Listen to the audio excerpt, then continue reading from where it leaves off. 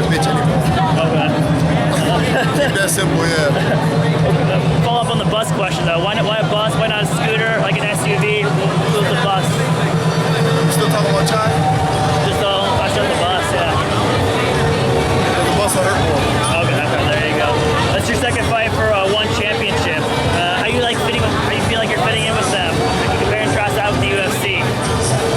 Organization. The organization as a whole it's like night and day, man. Like they treat the fighters with so much more respect. They take care of them. They're not bossing people around. They're asking them to do stuff. They give you the option. I mean, granted, some stuff you do have to do, but they give you the option on a lot of things. Yeah. They're always making sure that the fighters are okay, that nobody's bugging them. Bro, it's the feeling, the way that they talk to the fighters, the way that they treat the fighters is way, way different, man. Way, way different. Talk about fighting in front of your home country. I mean, did you ever imagine when you started MMA that you'd be over here in Manila fighting in front of your countrymen? When I very first started fighting for any organization, this was the whole entire goal. Yeah. Was to get here to the Philippines to fight in front of my kababayan. What about your language?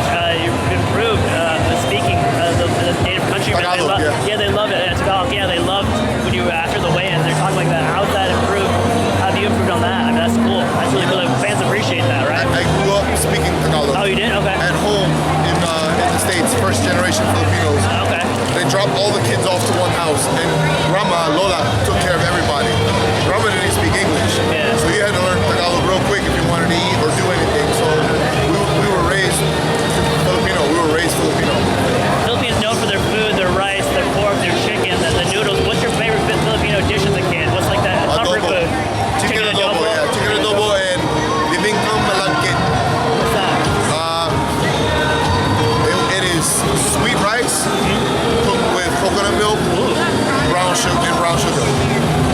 Not giving away the whole recipe. What do you know about Paul Cheng? Last week's replacement. What do you know about him?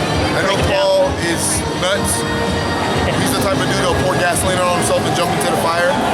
He doesn't mind brawling, and he wants you to brawl with him. So I need to make sure I don't fall into his game plan and stick to mine. Paul's in shape. Like he's even after his last couple fights, he hasn't been looking like this. So he's been training. So I'm very much looking forward to putting on a great show with Paul, man. Two more questions. You won your last fight with soccer kicks. Talk about having that as now a new weapon in your arsenal after so many fights where it was like banned. You know, one championship using the global rule set, I think has set the bar and set the standard of how MMA should be. The unified rule set makes for boring fights, looks like paint drying, and some guys will try to win rounds by points. Yeah. You don't win rounds here. It's by damage. Yeah. So the global rule set trumps for sure the unified, and I love having the extra tools in my box to be able to pull them out whenever I want. Last question, prediction for tomorrow night. Bringing the belt home for my teammates at Alliance Training Center, for my training partners, for all my coaches, for my Filipino kababayan, and for anybody who's helped get me here. Joe DiGiulio, you're not around anymore, brother. That was my very first sponsor. He believed in me when nobody else did. I told everybody I was going to be fighting in the pro show. I said, I'm going to get to the big time one day. I was scraping by, just using chains to get gas money to get to tournaments and to get the fights.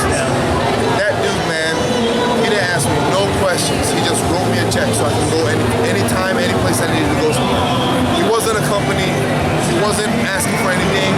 He didn't want me to wear this or wear that. He just helped. He has since just passed. So to the whole to the DiGiulio family,